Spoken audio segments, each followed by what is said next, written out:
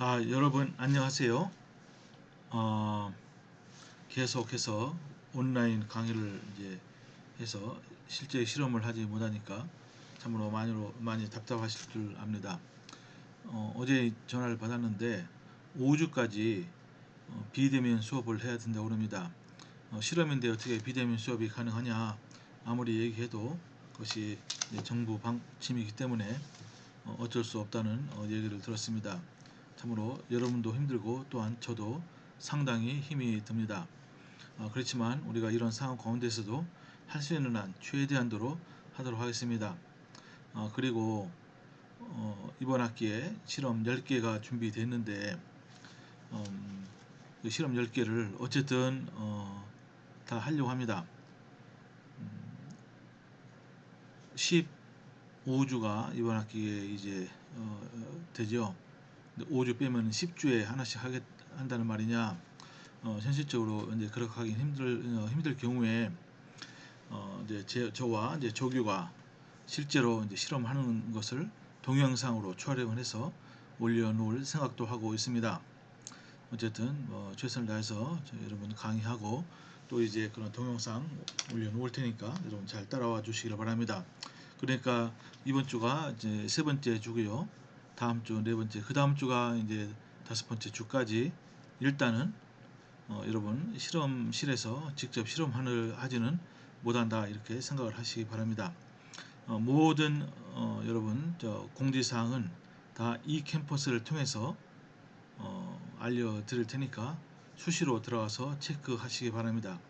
그리고 지금까지 올려놓은 이런 동영상이나 자료도 꽤 되니까 여러분들 그 기한 내에 반드시 들어가셔서 보시기 바랍니다. 이 실험 과목은 출석이 아주 결정적으로 중요합니다.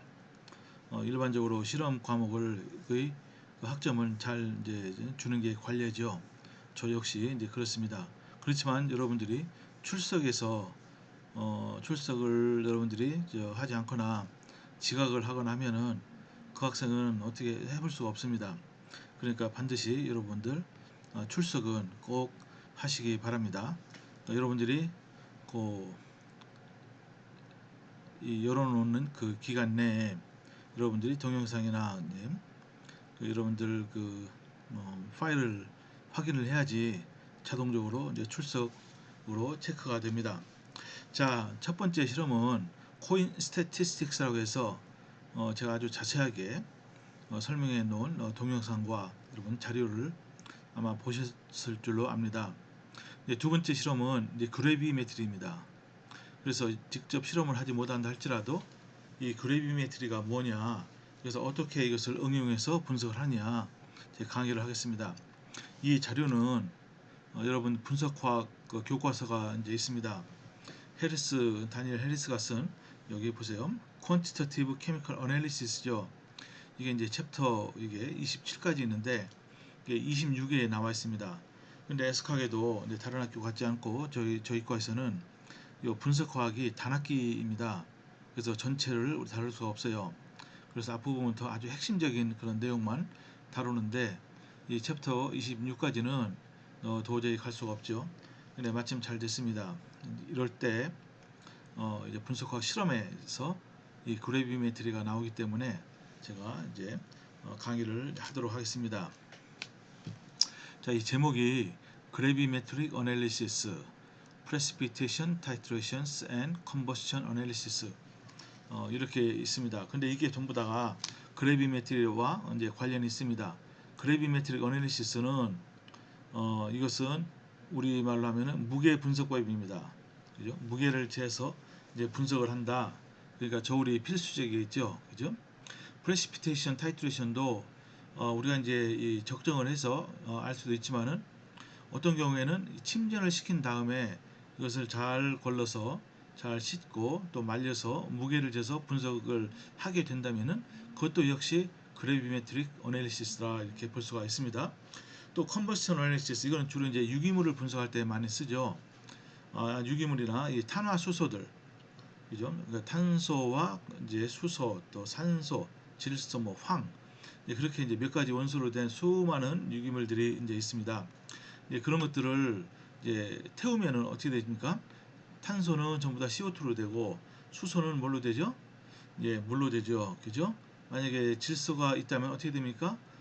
질소는 NO2로 되겠네요. 그죠? 황금도 SO2로 되고 이제 그렇게 어, 일단은 태운 다음에 이제 이것을 이제 C는 CO2로 되니까 CO2를 어떤 흡습제를 이용해서 이제 흡수를 시키죠. 그래서 그 무게 변화를 재서 이제 분석을 이제 할 수가 있어요.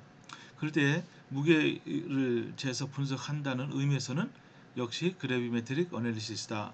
그렇게도 부를 수가 있습니다. 그러니까 이번 챕터 26장에서 나오는 모든 내용은 전부 다 이 무게 분석법, 그래비메트릭 어널리시스 또는 그래비메트리 이렇게 간단하게 줄여서 얘기하고 있습니다. 자, 이제 시작하겠습니다. 자, 그래비메트릭 어널리시스는 이거는 역사가 오래됩니다. 수많은 분석법이 있는데 이 무게를 재서 분석하는 이 분석법은요, 역사도 오래되지만은 상당히 정확합니다. 그리고 이제 실험하기가 그렇게 어렵지가 않아요. 아주 굉장히 실험 여러분 스킬이 별로 없는 학생이라 할지라도 이 무게를 재서 분석하는 것은 여러분들이 이제 조금만 주의하면은 아주 정밀한 분석이 가능합니다. 저도 이제 여러 번만 할 때, 그러니까 1981년에 그때 제가 이제 대학 2학년 때였는데요. 그때 이제 이 분석화학 실험을 이제 했습니다. 그때 이 실험을 했는데 열악한 조건에서에도 불구하고 결과가 아주 좋았습니다. 저희 조만 좋았던 것이 아니고 모든 조가 상당히 정밀한 그런 값을 얻었습니다. 그래서 한번 보도록 합니다. 여기 역사가 있는데요. 보세요. 이 그래비메트릭 어널리시스는 마지막 최종 프로덕트, 그죠? 이 산물의 질량을 또는 무게를 재서 우리가 원하는 성분의 퍼센티지나, 그죠? 이 무게를 알아낸다 이겁니다. 이거는 이제 무게를 재는 게 이제 절대적으로 이제 정밀하게 재는 게 필요하죠, 그죠?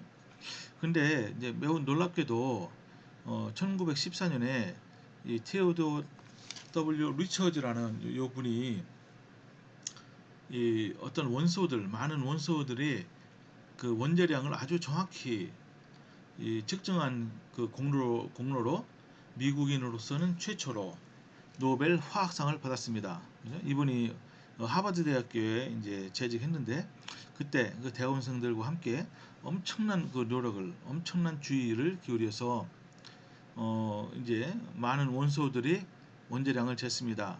그래서 이분이 측정한 그 원재량을 바탕으로 다른 많은 그 원자를 다루는 또는 분자를 다루는 이제 사람 연구자들이 아주 정밀한 실험을 할 수 있게 되었습니다.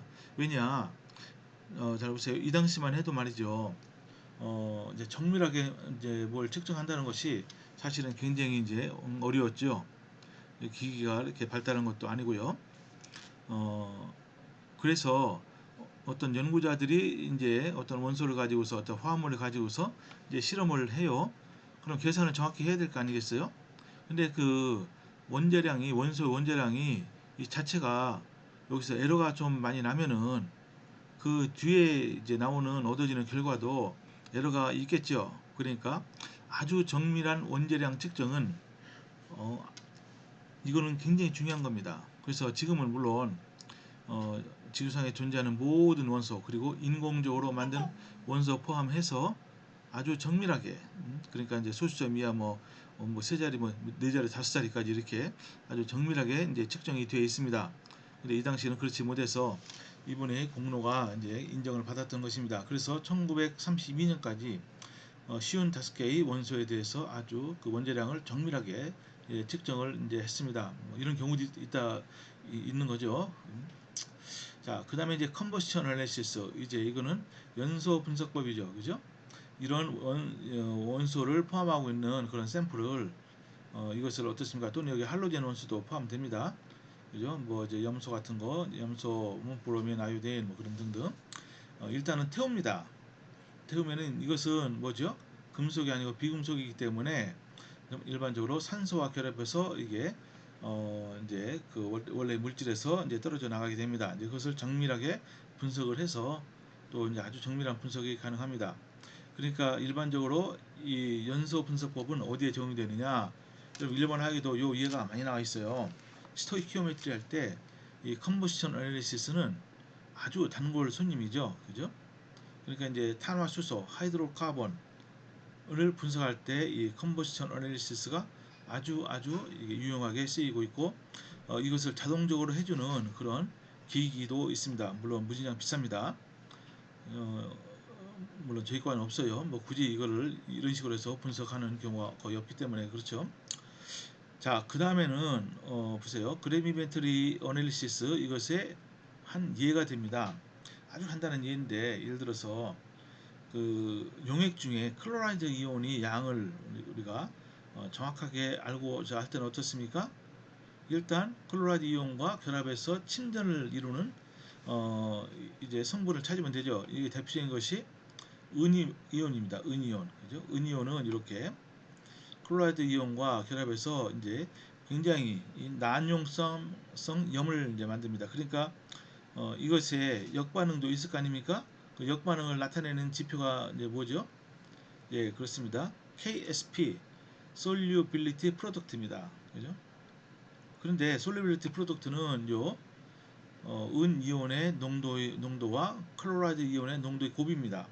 근데 실버 클로라이드 같은 경우는 이게 약 1.8 곱하기 10에 마이너스 10승 정도가 돼요. 그러니까 거의 녹아나지 않는다고 이제 봐도 무관한 거죠. 그죠? 그 정도 에러는 우리가 일단 감수한다고 했을 때, 클로라이드 이온에 들어있는 그 용액에 실버 이온을 어때요?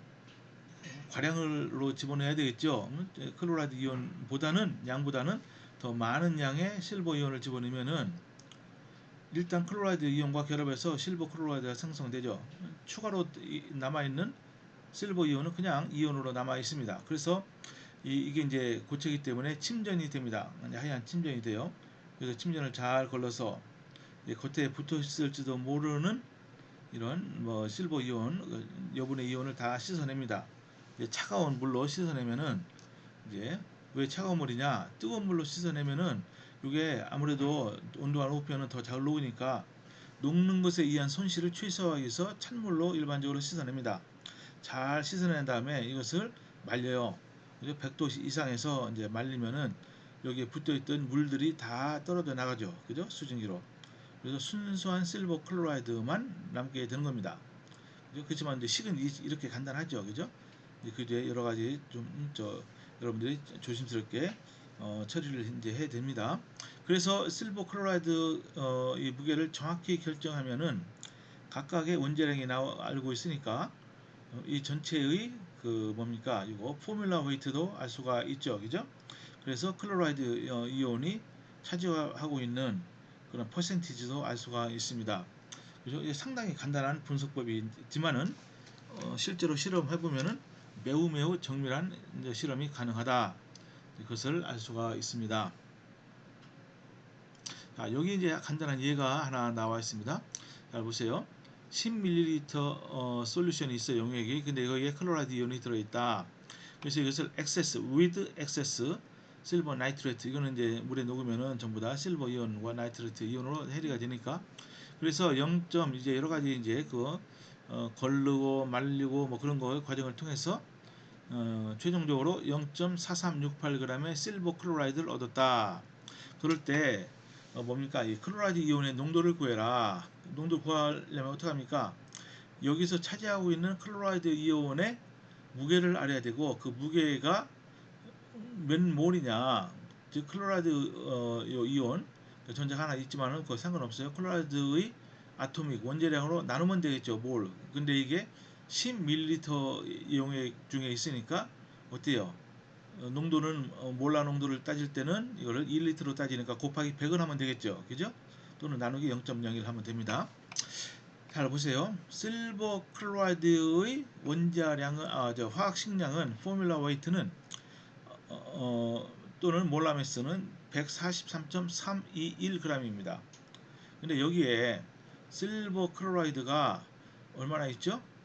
0.4368g 있으니까 이곳의 몰수는 요 값을 이걸로 나누면 돼요. 그러니까 3.048 곱하기 10-3승몰이다.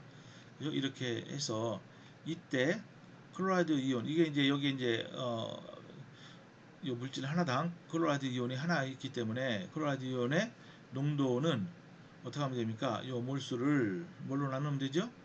이 부피로 나누면 돼요. 그럼 이렇게 이제 얻었습니다. 또는 약간 복잡하긴 하지만은 여기에서 실제로 클로라이드 이온의 무게를 우리가 알 수 있어요. 왜냐? 이때는 실버 이온의 원재량도 알 수 있죠. 그죠? 전체 요게 뭡니까 이게 저 포뮬라 매스가 되는 거고. 그죠? 이 중에서 요 클로라이드 이온이 차지하고 있는 분율을 알면 됩니다. 그러면은 요 몰수가 이게 실버 클로라이드가 아니고 그냥 클로라이드가 될 겁니다. 역시 여러분 계산하면 알겠지만은 요 값이 나오게 됩니다. 그죠? 이렇게 해서 클로라이드 이온의 농도는 이렇게 되는구나. 아주 간단하게 알 수가 있습니다. 또 하나의 예가 있습니다. 여기 보면요. 이게 제가 알기로 요 라듐 분석에 관한 건데요.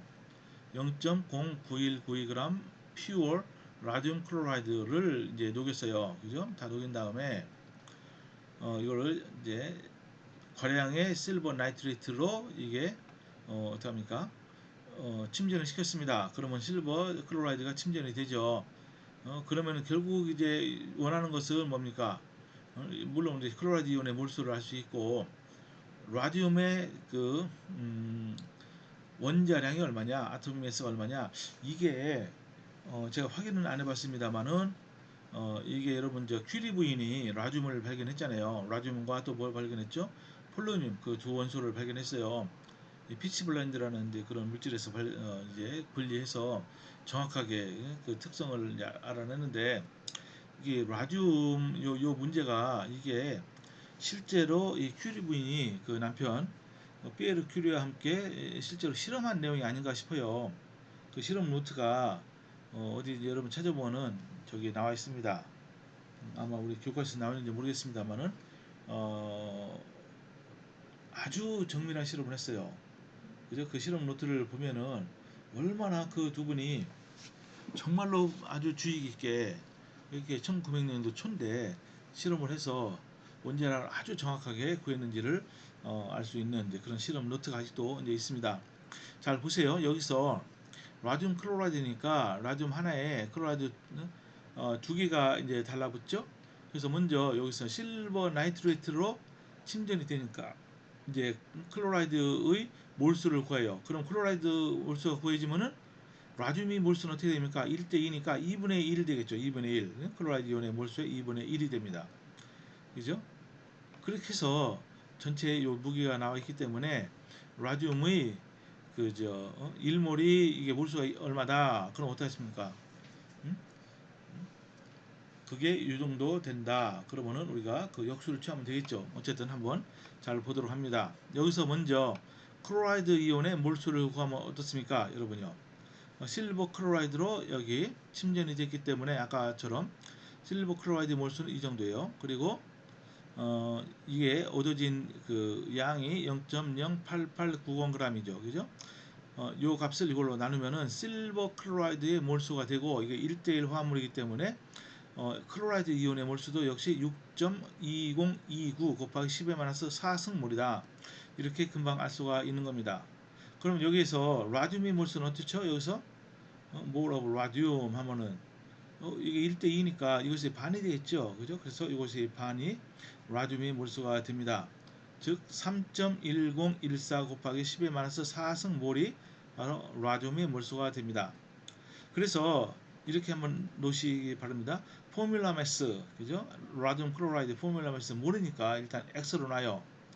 그죠? 근데 어떻습니까? 요게 요 정도 몰, 그죠? 요게 이제 라듐 요 하나당 라듐 하나가 있기 때문에 그 요 라듐의 몰수 이것은 어떻게 됩니까? 이게 포뮬라 매스가 X니까 X분의 원래 이제 처음에 요 순수한 거니까 이것의 그 질량 0.09192g 이것을 요 라듐의 몰수로 이게 나눠버리면은 여기 요게 되겠죠, 그죠? 그죠? 여러분 단위를 보시면 됩니다. 요거 보면 그람 없어지고 요 몰이 요 분모에 여기 분모로 되어 있으니까 이게 이제 몰수가 되는 겁니다. 그죠? 이런 식으로 해서 x를 이제 구할 수가 있습니다. x는 296.38 뭐죠 이게? 그램 퍼 몰 그죠? 라듐의 이 포뮬라 매스 예전에 이거 다 분자량이라고 했습니다. 그렇지만은 분자는 아니죠. 왜냐하면 이온성 화합물이기 때문에. 그래서 포뮬라 매스 오브 라듐 클로라이드는 296.38입니다. 그럼 어때요? 클로라이드의 원자량 이미 알고 있죠. 그래서 라듐의 원자량을 어떻게 합니까? 이거를 또 뭐 y로 놔줘도 됩니다. 아니면 그냥 라듐의 원자량이 이렇게 아토믹 매스 오브 라듐 하면 어때요? 그거 더하기 클로라이드의 원자량 곱하기 2가 이 정도가 된다. 그죠? 그렇잖아요, 여기. 296.38은 2 곱하기 35.45 이것은 염소의 원자량이고 플러스 라듐의 원자량 이게 x다. 그래서 여기서 이걸 이제 풀면은 어떻게 되죠? 라듐의 원자량은 225.5g/몰이다. 이렇게 아주 정밀하게 측정이 가능합니다. 이게 뭡니까 여기서 이제 사용한 그 방법이 그냥 무게만 잰 거예요. 정확하게. 이때 이제 아주 전적으로 중요한 것이 바로 저울이겠죠. 그죠? 아주 정밀 저울을 이제 사용하면은 이렇게 라듐의 원자량도 아주 정밀하게 뭐 다른 거 없어요. 그냥 무게만 재서 침전을 이제 이렇게 걸러서 무게를 정확하게 재서 라듐의 원자량도 알 수 있다. 이제 아주 간단한 예지만은 중요한 예가 되겠습니다. 그래서 여기 보니까 representative gravimetric analysis 여기서 보면 이런 여러 가지 수많은 원소들이 그죠? 양이온도 있고요. 밑에 보면 음이온도 있고 이런 것들이 전부 다가 어떤 침전제를 사용해서 침전을 시킨 다음에 그죠? 무게를 재서 다 그 분석이 가능하다 이겁니다. 그죠? 여기 첫 번째 컬럼은 분석할 수 있는 물질입니다. 두 번째 컬럼은 이게 이제 이 침전제를 쓰면은 어떤 식으로 침전이 되느냐 이런 식으로 침전이 된다는 거예요. 이런 식으로 그죠? 이런 것들은 침전이니까 물에는 거의 녹지 않죠. 그걸 잘 씻어서 이제 분석할 수 있다. 그죠? 그래서 이것이 침전이 되면은 이렇게 어떤 형태로 무게를 재느냐 이런 형태고요. 그죠? 근데 잘 보세요. 예를 들어서 칼슘 이온 같은 경우에는 이렇게 그죠? 어 이렇게 칼슘 옥살레이트 그죠? 이 옥살레이트 이온이에요. 여기 이제 물이 포함되어 있습니다. 근데 실제로 무게를 잴 때는 물을 없애는 게 좋죠. 그래서 이것을 어떻게 합니까? 저거요. 퍼니스에 놓고서 이제 가열합니다. 그죠? 가열하면은 이게 아주 최종적으로 그냥 산소를 공급하면서 끝까지 가열하면은 뭐만 남냐면은 칼슘 옥사이드예요. 그렇지만 이 전 단계에서는 이제 칼슘 카보네이트까지도 우리가 만들 수 있어요. 그죠?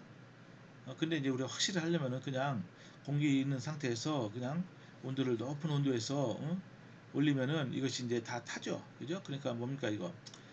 그 탄소 같은 경우는 CO2로 다 없어집니다. 그죠? 요 이제 실제로 이제 요 무게 변화가 이제 그 다음 좀 이제 앞으로 나오게 될 거예요. 이런 식으로다가 무게를 잰다. 뭐 이런 거 바름 설페이트는 이 자체가 안정하니까 뭐 이런 식으로 해서 수많은 원소들 이것뿐이 아닙니다.